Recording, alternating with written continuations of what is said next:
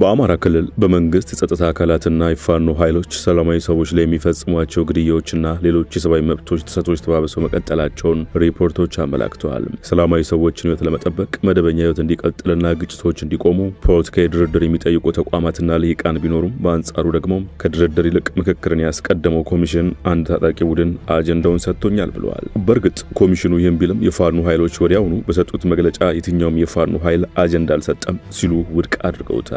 ይህን ተከትሎ ዋና ኮሚሽነሩ መስፍን አሪያ ከአማራ ክልል አጀንዳ የተቀበልነው ከፋኖ ሳይሆን ከሌላ ታጣቂ ቡድን ነው ሲሉ ተደምጠዋል። ይህ ታጣቂ ቡድን ግን ማን ነው? በየትኛው አካባቢ ይገኛል? በማን የሚመራው? ወዘተ ለሚሉት ጥያቄዎች ምላሽ ከመስጠት ተቆጥበዋል። በተከታዩ ጥንቅር በክልሉ እየተፈጸሙ ያሉ የሰብአዊ መብት ጥሰቶችን፣ ከፋኖ ውጭ ያለው ታጣቂ ቡድን ማንነትና እየቀረቡ ያሉ መፍትሄ ሐሳቦች እንዳስሳለን። አብረን እንቆይ።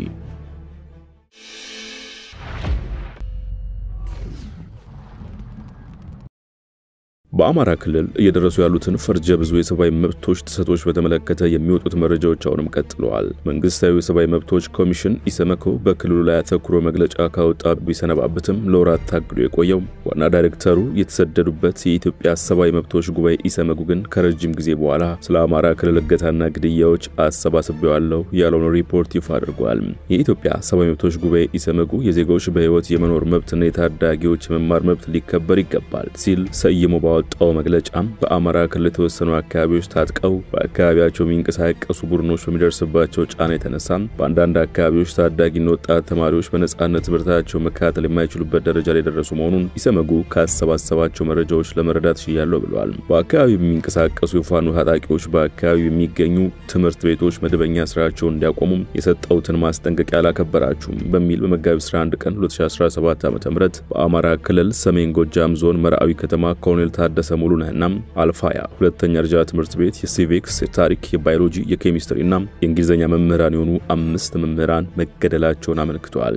አክሎም አራቱ በከተማ በሚገኘው ማርያም ቤተክርስቲያን በአንድ ላይ የቀብር ስነ ስርዓታቸው የተፈጸመ ሲሆን አንደኛው ሟች ግን የቀብር ስነ ስርዓታቸው የተፈጸመው በባህር ዳር ልደታ ቤተክርስቲያን መሆኑን ኢሰመጉ ከአካባቢው ካሰባሰብኩት ማስረጃ አረጋግጫለሁ ሲል አስታውቋል። የኢሰመጉ ሪፖርት ሲቀጥል በአማራ ክልል በምስራቅ ጎጃም ዞን ጎንቻ ሲሶ አንሴ ወረዳ 32 ቀበሌ አንገሽ በተባለ ከተማ የካቲት 13 ቀን 2017 ዓ.ም ከረፋዱ 4 ሰዓት ተኩል አካባቢ ተፈጸመ የአየር ላይ ጥቃት በተለይ ዕለቱ የገበያ ቀን በመሆኑ ምክንያት በርካታ ሰዎች የተገደሉና የአካል ጉዳት የደረሰባቸው መሆኑን አረጋግጧል። በአማራ ክልል በጎንደር የተለያዩ ዞኖችና አካባቢዎች ከቦታ ቦታ መንቀሳቀስ አዳጋጅ እየሆነ የመጣ ሲሆን ለማሳያ ያህል መጋቢት 22 ቀን 2017 ዓ.ም ለፕሮጀክት ስራ ክትትል ተጉዘው ከምዕራብ ጎንደር ዞን መተማ ከተማ ወደ ጎንደር ከተማ ሲጓዙ የነበሩ 3 ሴትና 16 ወንድ በድምሩ 19 ሰብአዊ ድጋፍ ስራን በሚያከናውኑ የተለያዩ ድርጅቶች ሰራተኞች በታጠቁ ቡድኖች መታገታቸውን 3 ሴት ሰራተኞች አብረው ለመጓዝ መቸገራቸው ወዲያውኑ የተለቀቁ ቢሆንም የቀሩት 16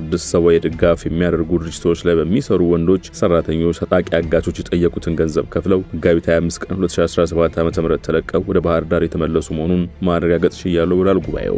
እገታዎቹ ከዕለት ወደ ዕለት በከፍተኛ ሁኔታ የተስፋፋ ያለና ለተለያዩ ፕሮጀክት ድጋፎች በአካባቢው በሚንቀሳቀሱ መንግስት ያሉን ድርጅቶች ሰራተኞችና አሽከርካሪዎች ላይ ከፍተኛ ስጋትን የፈጠረና በአካባቢው ኢኮኖሚ እንቅስቃሴ ላይ ጭምር ከፍተኛ ተግዳሮት እየሆነ ያለ መሆኑን ኢሰመጉ ካሰባሰባቸው መረጃዎች ለማወቅ መቻሉን አመልክቷል። ኢሰመጉ ይህንን አጭር መግለጫ ወጣ እንጂ በክልሉ እየደረሱ ያሉት ግድያዎችና እገታዎች ከተነገረው በላይ ስለመሆናቸው ከስፍራው የሚወጡ መረጃዎች ያመለክታሉ። መንግስት በአማራ ክልል የጀመረው ዘመቻ ሁለተኛ ዓመቱን ሊደፍን በተቃረበበት በዚህ ወቅት ታዲያ ሐቀኛ ድርድር እንዲካሄድ የሚጠይቁ አካላት ተበራክቱ እንጂ አልቀንሱም። ጉባኤውም ይህንን ጥሪ አቅርበዋል። የፌደራል መንግስት በክልሎች ያለውን ግጭት በሰላማዊ መንገድ ለመፍታት በትጥቅ ግጭቱ ተሳታፊ ከሆኑ አካላት ጋር በድርድር የመፍታት ተነሳሽነቱን አጠናክሮ መቀጠል ለተግባራዊነቱ እንዲሰራ ጥሪ አድርጓል።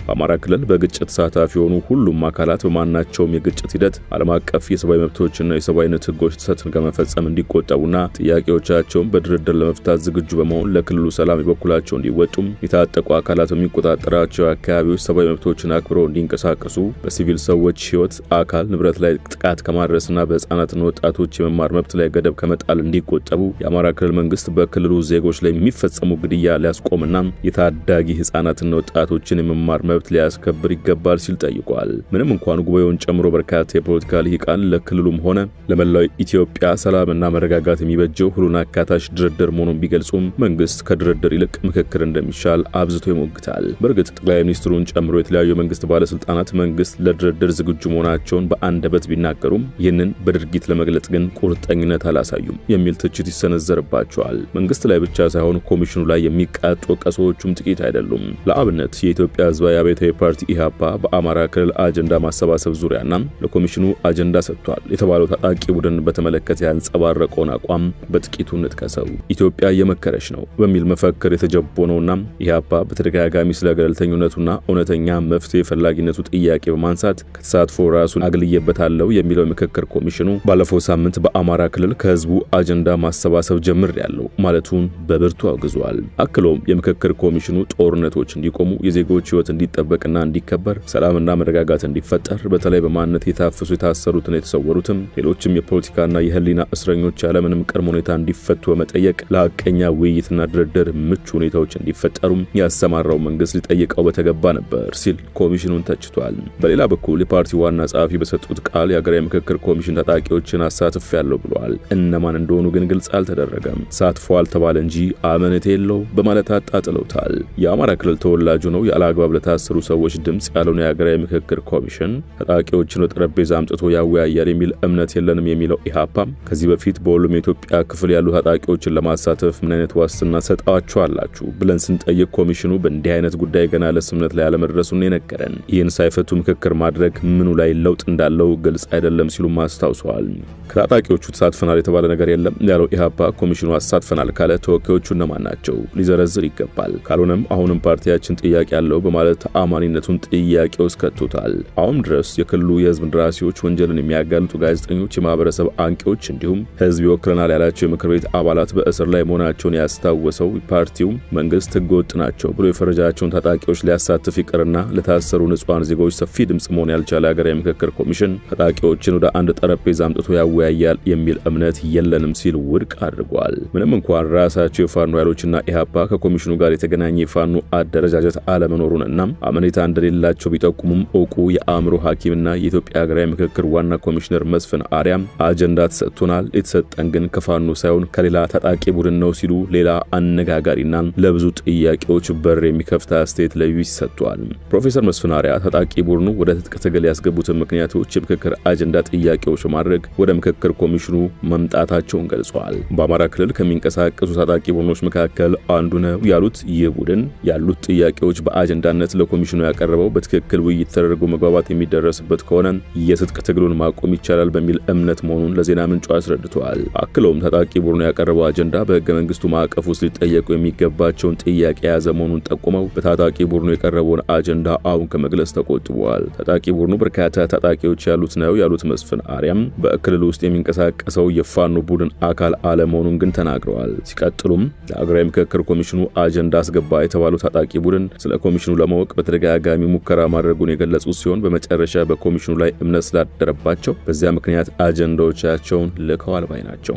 በአማራ ክልል ውስጥ ከፋኖ ውጭ ራሳቸውን ችሎ የሚንቀሳቀሱ በርካታ ቡድኖች አሉ ያሉት ሰብሳቢው ለኮሚሽኑ ምክክር አጀንዳ ያስገባው ታጣቂ ቡድን ፋኖ አለመሆኑን ግን በእርግጠኝነት ተናግረዋል። ዋና ኮሚሽነሩ በአራት አደረጃጀቶች የተዋቀሩት የፋኖ ኃይሎች ካልሆኑ እነማን ናቸው በሚል ተደጋግሞ ቢጠየቅ ምላሽ አልሰጡበትም። ከፋኖ ውጭ የሚንቀሳቀሱ በርካታ ታጣቂዎች አሉ ሲሉስ ምን ማለታቸው ነው? እነዚህ ታጣቂዎች ምን አይነት ማህበራዊ መሰረት አላቸው? ብዛታቸውስ? እነርሱ አጀንዳ ስለሰጡ በአማራ ክልል ውጊያ እያካሄዱ ያሉትን የፋኖ ኃይሎችም አጀንዳ ተደርጎ ሊወሰድ ነው ወይ ወዘተረፈ የሚሉ ጥያቄዎች ምላሽ ቢያስፈልጋቸው ፕሮፌሰሩ ግን ማብራሪያም መግለጫም አልሰጡበትም። ወደ ሸገር ታይምስ ተከታታዮች ለዛሬ ያሰናዳንላችሁ ጥንቅር በዚሁ ተቋጭቷል። ስለተከታተላችሁን አመሰግነን። ጤና ይስጥልን።